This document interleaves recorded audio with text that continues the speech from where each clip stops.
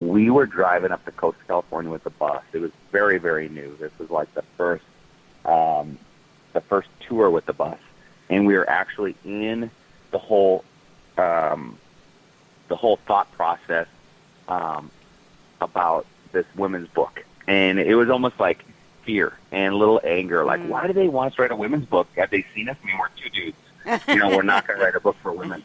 And we were driving up the coast, and this gal, her family was taking a picture, husband and wife was taking a picture in the beach right outside, I think, Malibu. And we had our boys with us as the first tour. We pulled over, and were totally just enjoying the sunset. The boys ran to the ocean. They were swimming. And this family was taking these photographs with a professional photographer on the beach. Sunset, beautiful, like Pinterest, Christmas cards. And she came up to the bus after the family did. And they go, what are you guys doing? And the bus looked like it had chicken pox. We're on our first layer. And they said, what are you guys doing? I said, we're collecting dreams across America. And I said, I'd love to have your dream on there. So your kids, you, your husband, whatever you guys want to put on the bus, we would love to have your dream. And she was probably like 35 years old. And we collected their dreams and high-fived them, and they left. And as soon as they left, because we were so new in the process, we were like, let's go read their dreams. And we ran around, and we saw her sticker, and it was an orange sticker, a family sticker.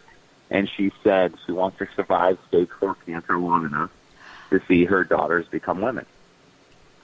And that's, in that moment, not only did it solidify what we do in OOLA, but it also solidified the book, the women's book, because it's like, we're not going to tell women how to live. It's women who have gone through life, gone through OOLA, that we're going to tell stories of to inspire other women. And as we wrote these stories, 42 women, we had over 1,000 stories submitted. With our publicists and stuff, we narrowed it down to like 100 and some. We started working on them. Troy and I worked on the 42. And in that, there's a very consistent theme of self-love and self-sabotage and not loving ourselves. And I don't know, is it, learned behavior through society? But that is a thing with women. And dudes are always like, we're amazing. Like, we're unbelievable. We're 50 pounds away, who cares? We're unbelievable. Look how they're looking at him naked. I'm amazing. And women aren't like that. And I realized it a little bit with my daughters and my sisters. I really, really saw it when I was writing this book. And that was one of the main reasons, even in the challenge, we want to put the self-love stuff in the challenge. Excellent. Because people need to start finding love for themselves. You really can't truly, truly share love with others, the world, your spouse, your kids, unless you truly, truly love yourself. Excellent. And yeah, so that's why that was in there, and that's why that's hard for a lot of women. Excellent. I love that so much. And my next question was, what led you to write that book? But so never mind. Yeah, there you go. Now you know. So another interesting one was to evaluate all of them were interesting, but these ones really touched me. Evaluate your current relationships and adjust boundaries. Would you talk about that a little bit? That's a tough one. Yeah, that's a big thing we teach at OOLA. It's more prevalent than we realized. OOLA's transformed so much because you guys think OOLA started with two dudes sitting in a hotel room in Vegas, right? Well, two dudes that are both trying to grow a business and have kids that are in their 30s at the time. They have the same stuff. And what OOLA has is OOLA became a book, and there started being this audience. Like I said, there's like over 1 million people following OOLA. Well, all of a sudden it's expanded beyond two dudes in a hotel room in Vegas talking about life. And there's so many things that people are dealing with and working with in their life. And that was a big one for people, is that. So there's just so many differences.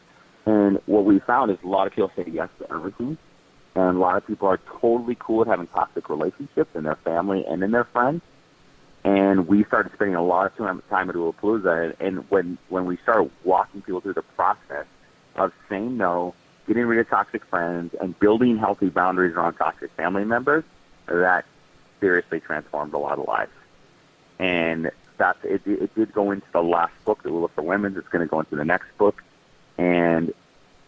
it's going to be real interesting to see that transform other people, because you have to, when you have toxic friends, it's pretty much, we say in the book, unfriend, delete, say, hey, it's been a nice ride, I'm done.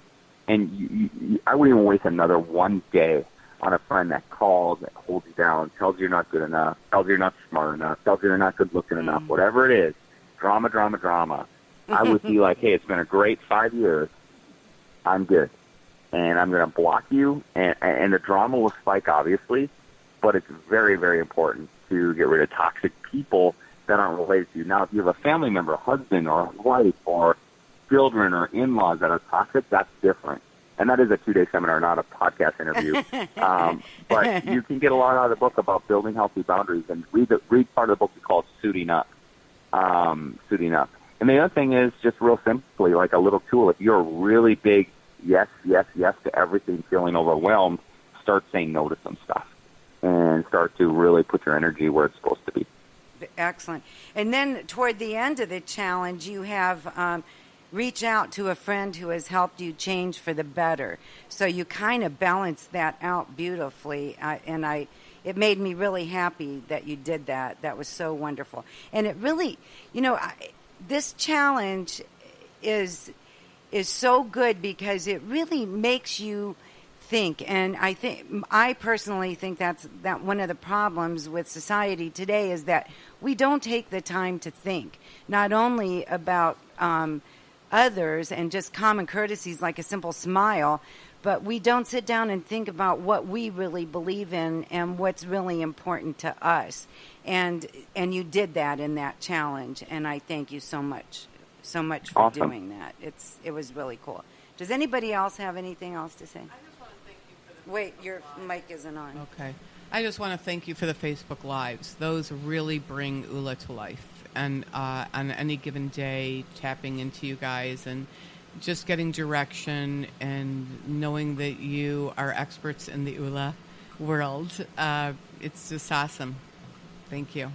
That was Terry. That's great to hear. And there's a really, really neat lesson in that, is that the first time we started going live on Facebook, just so you guys know, like there's nothing like superhuman behind OOLA. We were nervous.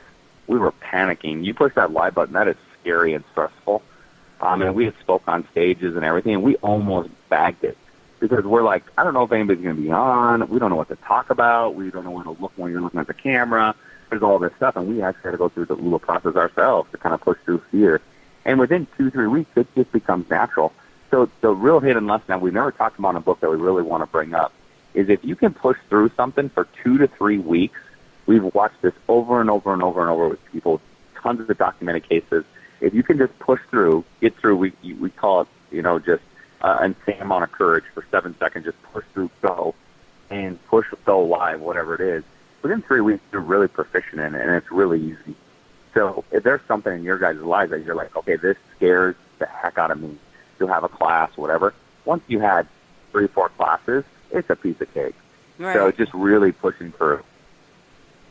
Very good. So you're going to be in Flint on July 14th and also in Frankenmuth. I guess that's considered Flint because you can't be in 2 places the same day, right? Yeah, we keep saying we're going to Flint. I think it's Flint on our calendar of events, but okay, it is. Frankenmuth is where the event is. Okay. And then Detroit on the 15th, Toledo, Ohio on the 16th, Columbus on the 17th, on the 18th in Cleveland. 17th, Yep. Columbus, 18th, Cleveland. In August, you can catch the OOLA guys in Pittsburgh, Philadelphia, and Baltimore. Visit their OOLA site to get all the dates. And I love that you can submit your dream on your website, too. So in case people can't make it or they don't know how to submit their dream, they can do it right on your website. I'm going to ask you a couple of last questions, and then we'll let you go. What one question is just burning for you to answer that nobody has ever asked you? Oh my gosh, that one that you just asked me right there. That's the one. So how would you answer it? Oh, my goodness. I've never been stumped on a question. I'm really trying to think of something that I'd love to answer.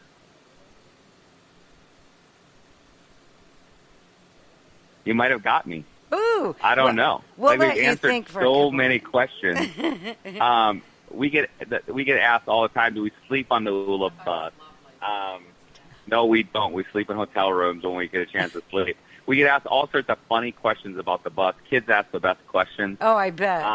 But I don't know if there's a question I'm like, why hasn't someone asked me this yet? I really can't answer that. Well, you'll have to get back to me if you think of it. Yeah, for sure. Good. Why is it important that people live their lives on purpose? I mean, life is extremely, extremely short. And you don't know when your last moments are. And it is just vital that you're on this planet for a purpose and to live that purpose. And I know being on purpose and off purpose, it's just so much more rewarding, so much more fulfilling, so much less scary than you thought it would be. And you're here, like you're a human being, beating heart, nerves flowing, and you're here for a purpose, to share love and whatever it is. And at the end of the day is when you take your last breath, at that moment, it's too late to realize, oh, I guess I should have, tried to live my OOLA life.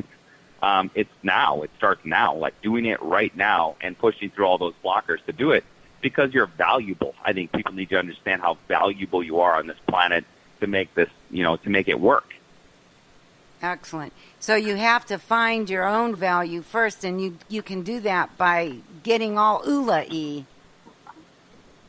Yeah, I think when you start to share OOLA with others, I think when you start to, if you wake up, I mean, here's a classic example. If you wake up and you're 50 pounds overweight and your knees and ankles hurt, and then you are worried about your job that you hate, and you woke up next to a spouse you can't stand, and you go, okay, let's go do life.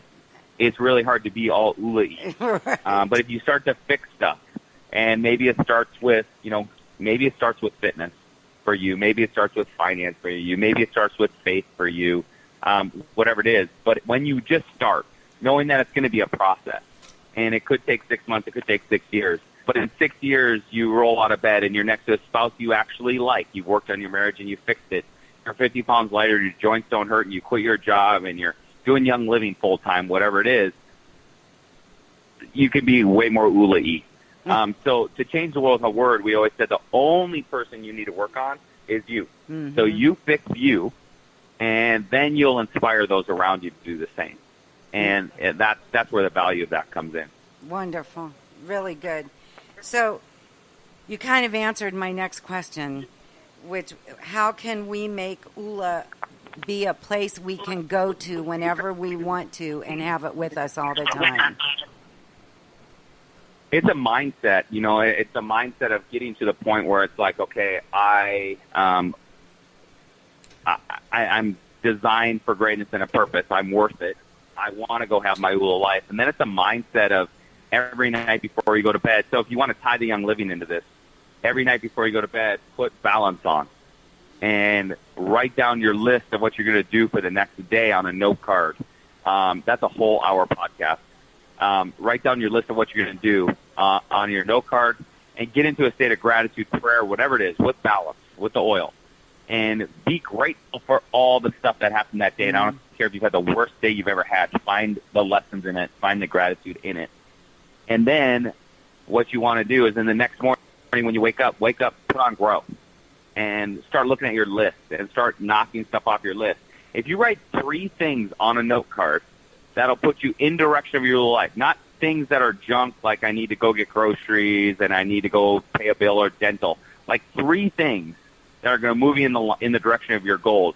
In a year, that's over 1,000 steps that you took towards your OOLA life. That's a big deal. Like 1,000 steps towards fixing a marriage or getting in shape or whatever it is. That's a huge, huge, huge deal. So that's what we're saying. We're saying every day wake up. Like I said, if you're in Young Living, put on the grow oil, grab the 2 or 3 other oils that you need to be using. Maybe it's like that day is like, I'm going to be really heavy in fitness today or finance. So you grab your fitness and finance oil to keep you on track. wear your fitness and finance band, whatever it is.